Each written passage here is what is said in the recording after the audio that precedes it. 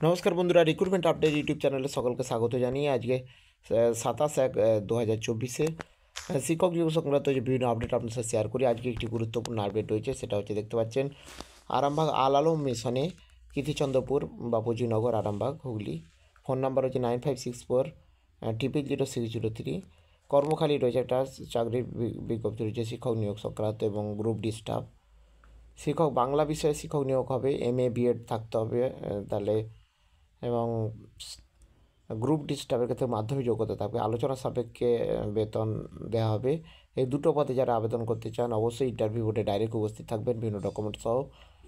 Interview হবে 1-2-2024 1 ফেব্রুয়ারি বৃহস্পতিবার সকাল 10টায়।